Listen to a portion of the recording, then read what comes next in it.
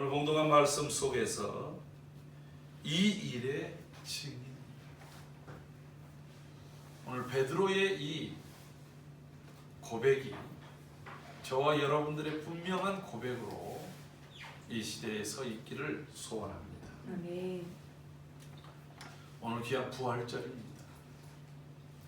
매년마다 돌아오는 부활절이니까 똑같은 부활절로 생각할 수 있지만 그렇게 해서는 안 됩니다.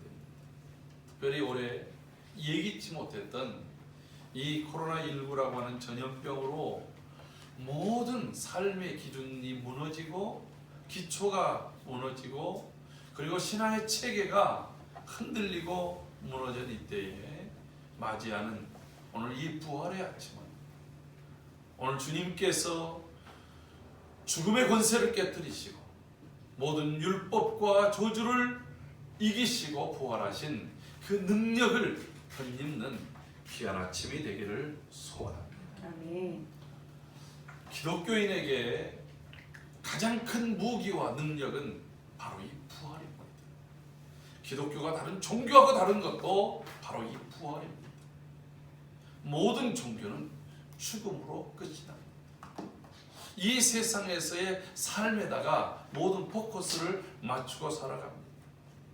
그러나 오직 유일하게 기독교만 죽음의 권세를 깨뜨리시고 다시 살아나신 이 부활의 능력이 있기 때문에 우리에게 새로운 소망과 삶 속에서 때로는 어떤 사망과 기근과 적신과 많은 우겨싸임을 당한다 할지라도 우리가 두려워하지 않고 담대할 수 있는 이유는 바로 이 부활이 있기 때문에 그렇습니다. 아멘. 할렐루야. 아멘. 여러분 이 부활을 믿습니까? 아멘. 우리가 사도신경으로 매주마다 고백하고 있습니다. 이 세상을 창조하신 전능하신 하나님을 우리가 믿습니다. 그리고 또한 하나님의 외아들 예수 그리스도를 우리의 주로 믿습니다. 예수님은 동정녀 마리아에게서 나시고 본디오 빌라도에게 고난을 받으시고 십자가에 죽으셨음을 우리가 믿습니다. 뿐만 아니라 주님이 약속하신 대로 죽으신 지 사흘 만에 그 죽음의 모든 자리를 박차고 일어나셔서 다시 부활하심으로 우리에게 생명을 주신 주님이심을 우리는 믿습니다. 나는 그렇게 믿습니다. 그것이 나의 신앙이고 내가 지금까지 살아오는 이유인 것입니다. 만약에 우리에게 부활이 없다고 한다면 기독교는 전혀 쓸모없는 종교입니다. 더더군다나 한국 기독교는 이 세상에서 부활이 없다고 한다면 그보다 더한 쓰레기일 수밖에 없다고 하는 것입니다. 우리가 비록 연약하고 때로는 우리의 허물 때문에 손가락질을 당한다 할지라도 그럼에도 불구하고 교회에 소망이 있는 것은 예수 그리스도의 부활이 있기 때문인 줄로 믿습니다. 만약에 부활이 없다고 한다면 이 세상에서 가장 불쌍한 사람, 가장 불행한 사람이 누구입니까? 바로 우리 자신, 목사인 것이죠. 부활이 없다고 한다면 제가 여러분들에게 사기치고 다니는 거 아니겠어요? 여러분들 사기에 빠져서 이 자리에 있는 거 아니겠습니까? 어제 아마 TV SBS에서 그것이 알고 싶다라고 하는 그 프로그램 속에서 아마 우리나라 이단 종교에 대한 신천지로 인해서 이단 종교에 대한 전반적인 부분을 다뤘던 것 같아요. 제가 그 끝부분 쪽에 있는 내용을 잠깐 보았습니다. 여러분 세상이 걱정합니다. 사회가 혼란스러울 때부터 계속해서 이단은 생겨났고 그리고 또한 그 이단은 계속해서 여러 가지의 모양으로 한 이단이 실패하면 그것에서 여러 개가 파생이 돼서 더 많은 이단이 생겨나고 이단이 생겨날수록 더 많은 사람들이 이단에 미혹돼서 살아가는 거예요. 그 중에 한 할아버지가 80대 된 할아버지가 나왔는데 이분이 처음에는 자기가 전도관에 속아서 거의 한 20년을 넘게 전도관을 따랐대요. 그러다가 박태선이 죽고 나니까 증거장막성단 성전이라고 하는 그 지금 이만희 앞선 그 유재열이라고 하는 사람이 만들었던 그곳에서 또한 16년을 살았다. 이 유재열이라는 사람이 자기가 잘못됐다 하고서 이걸 포기하고 미국으로 건너갔어요. 그 사이에 그것을 이은 사람이 이만희. 이 이만희의 신천지에서 또한 거만 한 20년 가까이를 산 거예요. 여러분 한번 생각해 보세요. 자기 인생에 약 한 50년 이상 60년 가까운 생활을 이달에 묶여서 살았던 거예요. 그리고 나서 지금 후회하니까 눈물만 나온다는 거예요. 여러분 그런 사기꾼들이 어디 있어요? 오늘 부활이 없다고 한다면, 예수 그리스도의 부활이 없다고 한다면 우리는 가장 불행한 자다. 그럼에도 불구하고 담대하게 말할 수 있는 것은 예수 그리스도의 부활이 우리에게 확실하기 때문인 줄로 믿습니다. 아멘.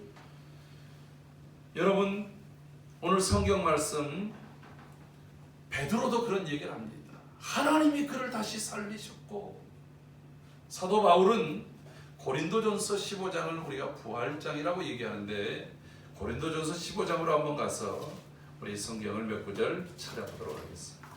고린도전서 15장.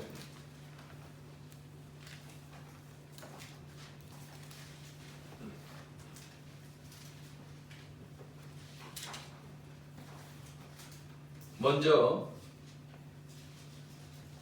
부활이 없다고 한다면 이것이 우리에게 어떤 일인지 고린도전서 15장 14절 말씀 함께 먼저 읽습니다. 시작. 그리스도께서 만일 다시 살아나지 못하셨으면 우리가 전파하는 것도 헛것이요 또 너희 믿음도 헛것이며. 여기 헛것이요 헛것이며라고 말하고 있어요. 헛된 것, 허무한 것, 무가치한 것, 인생을 가장 잘못 선택한 것이 되어져 버리고 맙니다. 19절에서 또 이렇게 말하죠. 만일 그리스도 안에서 우리가 바라는 것이 다만 이 세상의 삶뿐이면 모든 사람 가운데 우리가 더욱 불쌍한 자이라. 부활이 없다고 한다면, 그래서 이 세상에 있는 것이 전부라고 한다면 예수 믿으라고 말하고 다니는 사도 바울이 이 일이 얼마나 헛되고 불쌍한 일이냐라고 하는 고백을 하고 있습니다. 그러나 그는 먼저 선언적으로 이렇게 말하고 있습니다. 4절부터 8절까지 말씀 같이 읽습니다. 장사 지낸 바 되셨다가 성경대로 사흘 만에 다시 살아나사 게바에 보이시고 후에 12 제자에게와 그 후에 500여 형제에게 일시에 보이셨나니 그 중에 지금까지 대다수는 살아있고 어떤 사람은 잠들었으며 그 후에 야고보에게 보이셨으며 그 후에 모든 사도에게와 맨 나중에 만삭되지 못하여 난 자 같은 내게도 보이셨느니라. 아멘. 사도 바울이 먼저 이 예수님의 부활에 대한 얘기를 하면서 오늘 베드로가 얘기한 것처럼 우리가 이 부활, 이 일, 예수님이 죽으시고 다시 살아나신 이 부활에 대해서 우리가 증인입니다. 오늘 그 부활을 맛보았던 사람들에 대한 이야기를 하고 있습니다. 그러면서 사도 바울은 내가 맨 마지막에, 처음에는 베드로보다 먼저 본 사람이 있었죠. 막달라 마리아였어요. 막달라 마리아, 게바, 그리고 또 여러 제자들, 예수님의 형제 야고보, 그리고 500여 성도들이 동시에 주님이 부활하신 것을 보았습니다.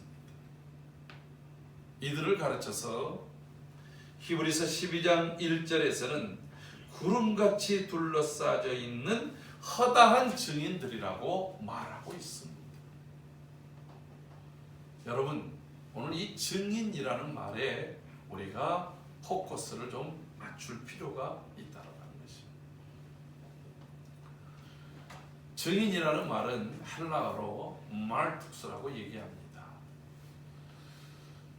이 말은 우리가 성경에 보면 이런 말이 있지요. 요한일서 1장 1절을 보면 한번 찾아볼까요?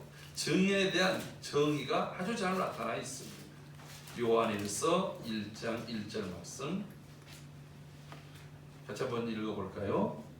태초에 있는 생명의 말씀에 관하여는 우리가 들은 바요 눈으로 본 바요 자세히 보고 우리의 손으로 만진 바라. 아멘. 자, 증인에 대한 얘기를 사도 요한은 뭐라고 얘기하냐면 우리가 들었다, 직접 들었다 이거죠. 또 우리의 눈으로 보고 확인했다라고 합니다. 그리고 자세히 보고 우리의 손으로도 만져봤다. 그러니까 이 모든 오감을 다 동원해서 보고 듣고 만지고 느끼고 그렇게 한 분이 바로 예수 그리스도요 그분의 부활이라고 합니다. 나는 그걸 봤어요. 그래서 이것에 대해서는 내가 어떤 경우도 내가 최소한 거짓을 말하지 않는 위증하지 않는 사람이라면 내 목에 칼이 들어와도 이것을 본 것을 안 봤다고 할 수 없잖아요. 내가 만진 것을 안 만졌다고 할 수 없잖아요. 들은 것을 안 들었다고 할 수 없잖아요. 그래서 나온 말이 이 말투스라는 말이 순교자라는 말과 같은 말이에요. 내가 죽는다 할지라도 내가 보고 듣고 경험하고 만진 이것을 나는 결코 포기할 수 없어요. 결코 말하지 않을 수 없습니다. 물론 여러분 그 일이 무가치하다고 한다면 입을 다물어버릴 수 있죠. 그 일이 나에게 해가 되는 일이라고 한다면 외면할 수도 있겠지. 그런데 예수 그리스도의 이 부활은 내 영혼을 살리고 나의 죄를 깨끗하게 하고 율법의 저주에서 벗어나게 하고 내게 영원한 생명을 주시는 이 놀라운 사건이기에 오직 이 길만이 내가 구원받는 길이기에 내가 포기할 수 없는 일이라고 하는 것입니다. 사랑하는 성도 여러분, 예수님이 죽음의 자리에서 다시 살아나서 부활하셔서 오늘 우리에게 그 증거로 여러 사도들과 많은 증인들을 우리에게 보여주고 있다고 합니다. 우리가 성경에다가 집중하는 것은 바로 예수님이 직접 부활하신 것을 그들의 눈으로 보고 함께 있고 호흡했던 바로 1세기 성도들이 그 증언, 그래서 이것 때문에 그들이 때로는 사자굴에 때로는 창에 찔리고 또 그들이 칼에 죽어가면서도 끝까지 지켰던 이 신앙, 이 부활 신앙을 오늘 우리가 집중한 것은 바로 이것이 오늘 우리에게도 여전히 유효하기 때문인 줄로 믿습니다. 아멘. 부활은 가장 객관적이고 공개적으로 일어난 역사적 사건이라고 합니다. 할렐루야. 아멘. 부활이 거짓이다 한다면 우리의 신앙이 헛되다고 말씀드렸습니다. 이것이 역사적 사건이기 때문에 오늘 우리에게 힘과 능력을 주는 거예요. 근데 이 부활이 우연한 역사의 사건이 아니라는 거예요. 이 부활이 아주 그냥 은밀하게 진행된 역사적 사건이 아니라는 거예요. 이 부활이 몇몇 소수의 사람들, 영적으로 그냥 아주 열광적인 광신도들에게만 주어졌던 그런 일들이 아니라고 하는 거예요. 이 부활은 고린도전서 15장 1절부터 아까 4절, 그 4절에도 계속해서 나온 말이 있었어요. 성경대로라고 하는 단어입니다. 성경대로라고 하는 것은 다른 말로 약속하신 대로, 하나님이 창세기서부터 시작해서 말라기 때까지 구약 성경에 약속하신 대로 그리스도께서 오셨고 그리스도께서 고난을 받으셨고 또 주님께서 약속하신 대로 죽으셨다라고 합니다.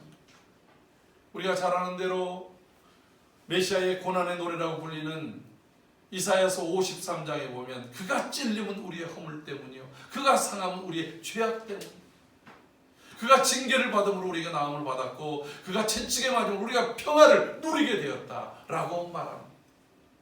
주님이 십자가를 짊어지시는 모습, 주님께서 처녀의 몸으로 오시는 일부터 시작하여서 가난하고 병들고 그리고 귀신에 눌린 사람들에게 복음을 전하며 그들을 치료하며 하나님의 은혜의 해를 전파하셨던 일들에서부터 시작하여서 주님이 친히 고난을 받으시기 위해서 어린 나귀를 타시고 예루살렘에 입성하시고 자기의 제자의 손에 은 30냥에 팔리는 일들과 그리고 또한 다른 죄인들과 더불어서 함께 나무에 달려서 죽는 모든 일들까지 약속하신 대로 되어졌다.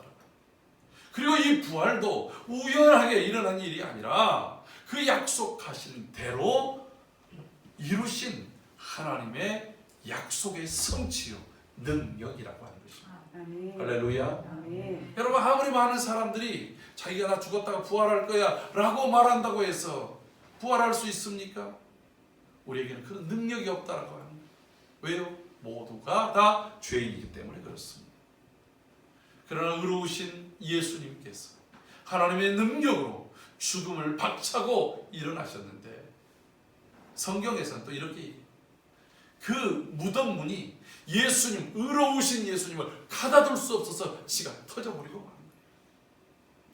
오늘 우리를 자꾸 가두려고 하는 우리의 신앙을 가두려고 하는 하나님과의 관계를 가두려고 하는 이 모든 전염병의 악한 세력으로부터 부활의 능력이 이 모든 것들을 박차고 다시 일어서게 하는 그러한 은혜의 출발점이 되기를 소원합니다. 아멘. 여러분 예수님이 부활하실 때 제자들이 먼저 본 게 아니에요. 그 무덤문을 지키고 있었던 서로 짝을 이뤄서 동서남북 사방팔방에 흩어져 있었던 그 유대 군인들이 병사들이 그것을 먼저 본 거예요. 무덤문이 열리고 지진이 일어나면 무덤문 속에 있었던 예수님이 사라져버리고 말았던 거예요. 그들이 죽은 자처럼 두려워 벌벌 떨었던 일들을 그들이 스스로 고백을 하고 있다라고 하는 것입니다. 뿐만 아니라 몇몇 소수의 사람들이 아니라 오늘 본문 속에서도 막달라 마리아 그리고 베드로 그리고 또한 여러 제자들 야고보 그리고 500여 성도들 그리고 예수님을 핍박했던 이 사도 바울에게까지 주님이 부활하심을 친히 드러내 보여주셨다고 합니다. 극히 공개적으로 행하신 일들이라고 하는 것입니다. 여러분 역사 속에서 이 부활을 막으려고 얼마나 많은 사람들이 집요하게 공작을 이루었는지 아십니까? 대제사장부터 보십시오. 그들도 예수님이 내가 죽었다가 사흘 만에 부활할 것이다 라고 하는 것을 이미 그 정보를 알고 있었어요. 그래서 그곳을 막아두었던 거예요.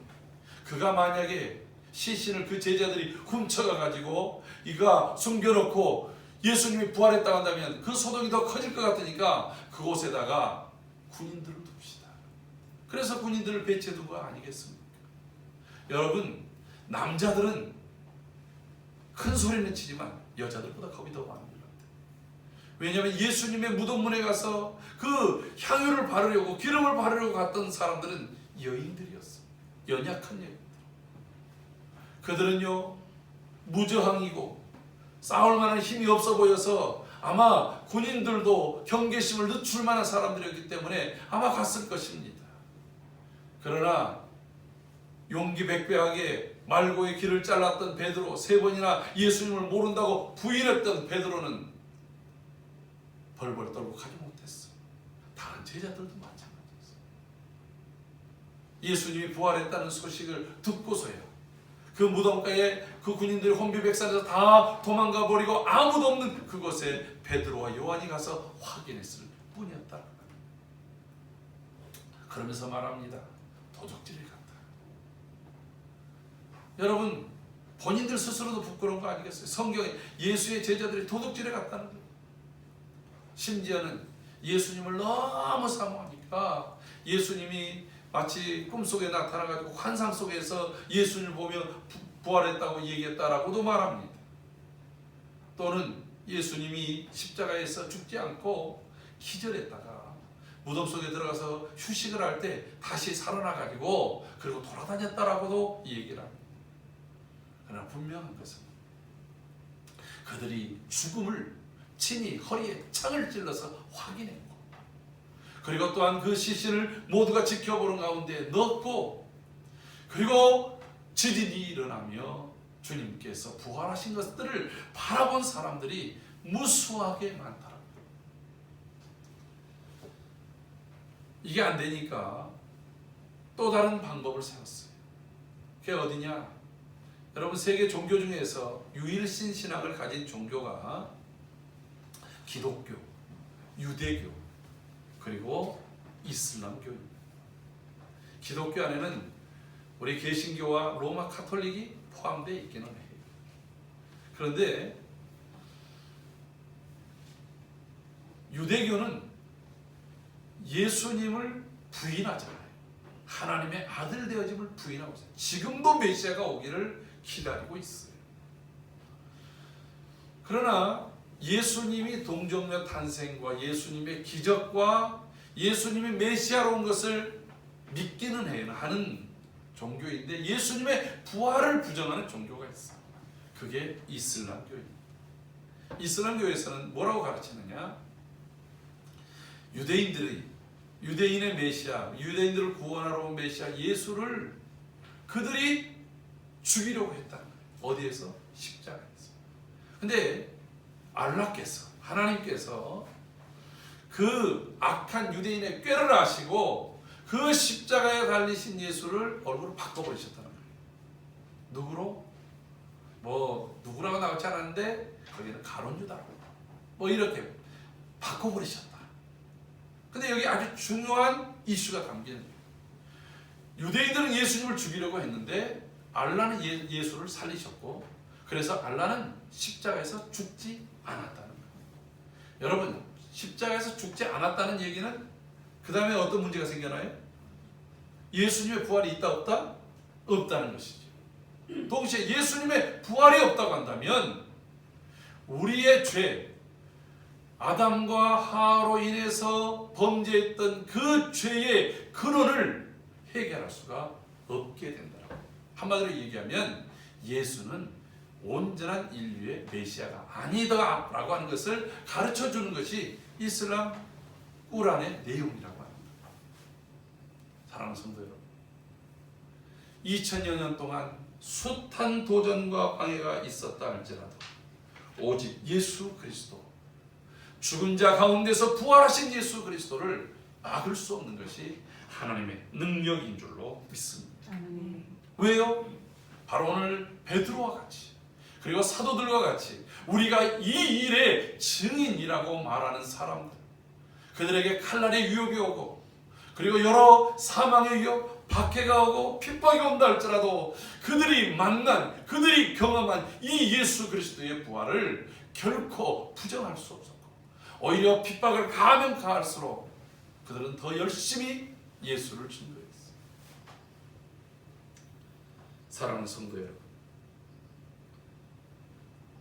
어떤 세상의 물리적으로도 막을 수 없는 것이 바로 예수 그리스도의 부활인 것입니다. 그리고 그런 허다한 증인들이 우리 곁에는 지금까지 이 자리를 지켜왔던 거예요. 이 부활의 신앙을 갖고 있느냐, 부활의 신앙이 없느냐에 따라서 인생은 달라집니다. 부활의 신앙을 가진 사람은 오늘 이 베드로를 한번 보십시오. 그가 예수님께서 십자가에 죽기 전부터 예수님이 딱 붙잡히는 순간에 마음속에 확 들어온 것이 두려움입니다. 망했다. 우리가 지난 3년 동안 우리의 모든 배와 금을, 가족을 다 버려두고 예수님을 쫓았던 것, 그들이 바라던 이스라엘의 소망이 이제는 사라졌다. 두려움이 엄습해 왔습니다. 여러분, 사람이 두려움이 막 오면 제정신이 아니에요. 자기의 입에서 무슨 말이 나오는지를 몰라요. 자기가 어떤 행동을 하는지를 몰라요. 제가 전에 이런 우스갯소리를 한 적이 있었어요. 이게 실제로 있었던 일이에요. 저희 누이의 지인이 어느 날 길을 가다가 골목길에서 강도를 만난 거예요. 근데 이제 이게 강도 그러니까 여러 명이 이 여자를 겁탈을 하려고 하는지 아무튼 상당히 위협을 느꼈는데 이러지도 못하고 저러지도 못하고 그냥 발발발 떨고 있는데 그 중에 한 사람이 너 일로 와, 날려와, 이렇게 이제 얘기를 했어요. 빨리 오라는 거죠. 근데 이 여자가 그 얘기를 듣고 갑자기 정신이 멘붕이 돼가지고 일로 와, 날라와, 이렇게 하는 얘기를 듣고서 갑자기 있다가 이 발끝을 발레하는 사람처럼 턱 들고 이 팔을 딱 펴고서 이렇게 하는 거예요. 그게 남자들이 그 얼마나 갑자기 당황스럽겠어요. 자기네들이 강도인데 이 여자가 자기들 말대로 빨리 와가지고서 뭐 빼앗든지 뭐 어떻게 자기네들이 할 의도대로 하려고 했는데 여자가 갑자기 이게 이제 어깨를 나풀나풀거리면서 발꿈치를 들고 있는 거예요. 미친 여자라고 가버리고 말았어. 근데 이 여자는 왜 그런 줄 아세요? 날래와, 이 말을 날라와. 걔가 어떻게 날아가요? 그래서 나르는 모습을 지금 이렇게 한 거예요. 그래가지고서 위기를 모면했다는 이야기를 들었어요. 여러분 굉장히 웃긴 일 같지만 한번 생각해 보세요. 이 여성이 그렇게 했던 것은 진짜로 자기 마음속에 어마어마한 두려움이 오니까 이 말이 지금 저 사람이 말하고 있는 말이 무슨 말인지 이해가 안 되는 거예요. 납득이 안 되는 거예요. 그러니까 자기도 모르게 행동이 이렇게 나왔는데 다행히 이 여인에게는 그 이상한 행동 때문에 자기의 위기를 극복할 수 있는 그러한 방법이 됐던 거죠. 여러분, 제자들이 그랬어요. 겉옷을 덮고 자고 있던 제자는 그 두려움 때문에 벌거벗은 채로 도주했습니다. 제자들 중에 그 누구 한 사람도 예수님과 함께하는 자리에 있지 못했습니다. 고통의 현장의 여인들은 그 십자가 앞에서 가슴을 치며 눈물을 흘렸지만 제자들은 멀찍이 도망갔거나 아니면 멀찍이 자기가 제자가 아닌 것처럼 하며 있었을 뿐이었다라고 하는 거예요. 예수님의 부활의 소식을 듣고도 시리에 차서 그들은 그냥 타락방에 있었을 뿐입니다. 어떤 제자는 이제 모든 게 끝났어 하고서 자기 고향으로 도망가기도 했다라고 하는 것입니다. 여러분, 그들이 부활을 경험하기 전에는, 예수님이 잡히시기 전에는 자기 욕심만 됐잖아요. 주님이 예루살렘에 이를 때, 주의 나라에 이를 때 한 사람이 좌편에 한 사람이 우편에 야고보와 요한의 이야기를 듣고 막 그냥 분노하며 서로 경쟁하였다라고 합니다. 여러분, 그들에게 주어졌던 자리는 바로 그 자리가 아니었잖아요. 그들에게 주어질 사명은 그것이 아니었잖아요. 그런데 그들은 자기 욕심밖에 없었다라고 하는 것입니다. 그럼에도 불구하고 이런 위기가 왔을 때에 자기의 힘으로 자기의 지혜로 극복할 수 있는 능력은 전혀 없었던 무능한 존재에 불과했습니다. 그랬던 베드로가 예수 그리스도의 부활을 경험하고 성령께서 그 안에 들어오시니까 그가 담대해졌어요. 할렐루야. 사람들 앞에 나서기를 두려워했던 그가 사람들 앞에서 선포합니다. 여러분, 베드로가 유식한 사람이 아니었어요. 보편적인 보통의 사람이었습니다. 여러분, 그는 저 갈릴리 이스라엘에서는 그냥 사람들 저기 별로 이렇게 알아주지도 않는 시골에서 살았던 사람입니다. 그곳에서 자기 가족이나 건사하는 그러한 직업을 가지고 일했던 사람이었어요. 그랬던 그가 수많은 사람들, 여러분, 베드로의 설교에 3,000명의 사람들이 회개하고 세례를 받고 주님께로 돌아왔습니다. 그 외에는 5,000명의 사람들이 돌아왔다고 성경은 기록하고 있습니다. 그 수가 얼마나 정확한지는 모르지만 분명한 것은 어마어마한 사람들이 베드로의 설교를 통해서 감동을 받고 변화를 받고 돌아왔다라고 하는 거예요. 그 가운데는 제사장 무리들도 있었습니다. 여러분, 유대인들이 먼 곳으로 디아스포라로 있던 사람들이 절기가 되어지면 자기 고향으로 돌아가서 예루살렘 성전에 가서 제사하는 것이 그들의 꿈이었습니다. 그런데 예루살렘 한번 가려면 얼마나 많은 시간이 필요하고 얼마나 많은 돈이 필요로 하겠습니까? 지금도 성지순례 한번 가려면 최소한 300만 원 이상 있어야 돼요.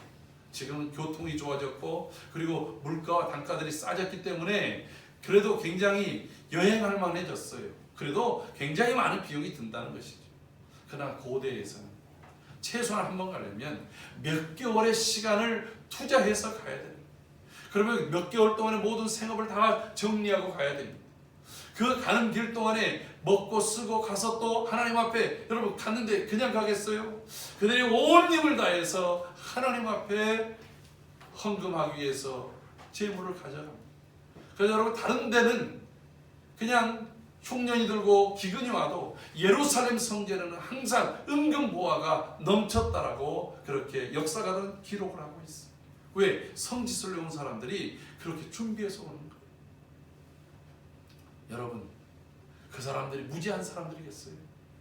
최소한 어느 정도 성공하고 배우고 그리고 또 시대적인 판단과 지위가 있는 사람들이 먼저 그러지 않겠습니까? 베드로보다 훨씬 더 배우고 지위가 있고 그리고 사람들에게 알려진 사람들이었을 것입니다. 그러나 베드로는 그들 앞에서 담대하게 선포했습니다. 하나님의 성령이 부활하신 주님이 그 안에 있었기 때문에 그들이 변화된 줄로 믿습니다. 아멘. 이게 부활의 신앙을 가진 사람, 부활의 능력을 덧입는 사람과 그렇지 않은 사람과의 차이인 것입니다. 지금 제사장들과 그리고 바리새인들이 베드로와 사도들을 위협하고 있습니다. 그러면 죽이겠다는 거예요. 가만두지 않겠다는 거예요. 여러분, 여자아이의 말에도 흔들렸던 베드로가 오늘 뭐라고 얘기합니까? 여러분, 우리가 하나님의 말을 듣는 것과 사람의 말을 듣는 것 누구 말을 들어야 되겠습니까? 하나님의 말을 들어야 되지 않겠습니까? 너희들은 나의 목숨을 이 생명줄은 왔다 갔다 할지 모르지만 내 영혼을 책임지지 못하지 않아. 하나님 우리의 목숨과 우리의 영혼을 책임지시는 하나님의 말씀을 듣는 것이 합당하다. 하나님이 너희가 죽이고 십자가에 매달려 죽인 그 예수 그리스도를 하나님이 다시 살리셨고 우리가 바로 그 일의 증인이다. 이렇게 담대하게 말할 수 있었던 그 증언은 바로 그가 예수 그리스도의 부활을 목격했기 때문에 그런 줄로 믿습니다. 아멘. 오늘 그 주님이 부활하신 날입니다. 그 주님의 부활을 우리가 오늘 성경 말씀을 통해서 확인하고 있습니다. 근데 우리는 여전히 그 부활하신 주님이 아니라 오히려 무덤 속에 아직도 두어둔 주님처럼 그렇게 보고 있지 않습니다. 우리의 신앙은 지금 코로나로 인해서 모든 것들이 움츠려져 있습니다. 아직 이 코로나의 이 동굴 속에서 벗어나지 못하고 있습니다. 물론 전염병을 방지하기 위해서 여러분들처럼 전부 마스크를 써야 됩니다. 거리도 넓게 앉아야 됩니다. 손도 청결하게 잘 소독하고 그리고 또 우리가 주의해야 될 부분들은 주의해야 됩니다. 그러나 우리의 신앙까지도 주저앉아 있어서는 안 된다라고 하는 것입니다. 사랑하는 성도 여러분, 오히려 이 부활의 신앙을 가지고 어떤 분들은 예수님이 부활하셨으니 우리가 코로나에 절대 걸리지 않을 거야. 여러분, 코로나에 감염된 사람 옆에 있으면 걸리지요. 그런 주의해야 되는 거예요. 그런 무식한 얘기들을 해서는 안 되는 것입니다. 주님이 마태복음 10장 16절에서 말씀하신 것처럼 보라 내가 너희를 보낸 것이 양을 이리 가운데 보낸 것 같도다. 그러므로 너희는 뱀처럼 지혜롭고 비둘기처럼 순결하라 말씀하신 것처럼 우리가 지혜롭게 신앙생활해야 됩니다. 그러나 동시에 이 세상의 방법에 이 세상에 묶여서 그냥 주저앉아 있는 것이 아니라 하나님을 찾고 하나님을 구하고 부활하신 주님과 더불어 함께 이 믿음의 삶을 일어서는 그런 신앙의 순결함이 다시 우리 안에서 용솟음쳐야 될 줄로 믿습니다. 아멘. 하나님께서 이 땅에 부활의 능력으로 모든 전염병의 위기가 떠나가게 하시고 또 여러 의료인들과 수많은 모든 자들의 손길을 통해서 그 백신들도 속히 개발되고 이 땅뿐만 아니라 세계 전역이 다시 하나님의 위로와 은혜와 다시 부활케 하시는 그런 하나님의 생명의 능력이 덧입혀지기를 소원합니다. 아멘. 이 부활을 기점으로 해서 우리의 신앙과 삶이 다시 일어서는 부활의 능력을 경험하는 저와 여러분들이 되기를 주의 이름으로 축복합니다. 아멘.